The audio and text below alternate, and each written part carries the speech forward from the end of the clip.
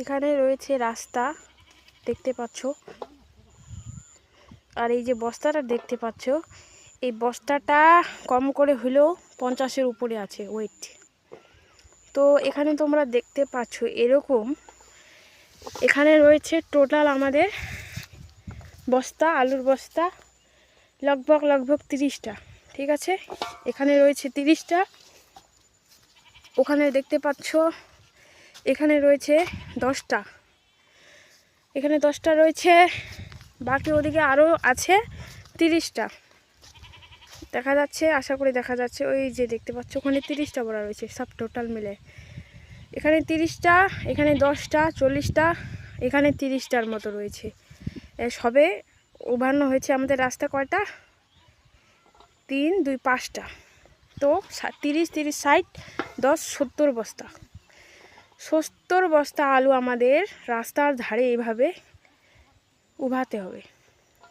তাহলে তোমরা ভাবো একটা কৃষকের জীবন কতটা ইজি বা কতটা কঠিন। এইসব কাজ দেখে আমার মনে হয় আমি মেয়ে না হয়ে যদি একটা ছেলে হিসেবে জন্মগ্রহণ করতাম তাহলে অনেক ভালো হতো। তারপরে তো এগুলো আমাদের আছেই, ছাগল, বাগল, কুকুর, বিড়াল সব রয়েছে, এগুলো নিয়ে বাড়ি যেতে হবে।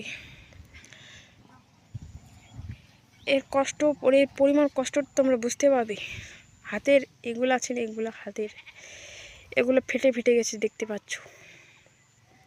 হাতগুলো মানে এত পাতলা হয়ে গেছে, হাতগুলো আর সইছে না যে আরও এভাবে উঠাই। প্রথমে 2টা আমি নিয়ে গেছি, প্রথমে ওই যে 2টা দেখতে পাচ্ছ ওই 2টা আমি নিয়ে গেছি, তারপরে এখন এরা এসে করছে, ঘুমাচ্ছে। তো দেখতে পাচ্ছ কি পরিমাণ কষ্ট। এইসব দেখে মনে হয় যদি ছেলে হয়ে জন্মগ্রহণ করতাম তাহলে অনেক ভালো হতো। হাতের এগুলো দেখেছো পাতলা হয়ে গেছে, পাতলা। কতই না কষ্ট একটা কৃষকের জীবন। আর তোমরা বলো কৃষকের জীবনে কি কি কষ্ট বলো।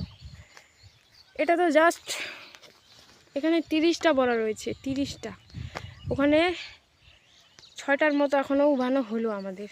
তারপর এখানে 10টা রয়েছে, 10টা, ওদিকে রয়েছে 30টা। তাহলে ভাবো কতটা, আরও কতগুলা উভাতে হবে এই হাতের জোরে।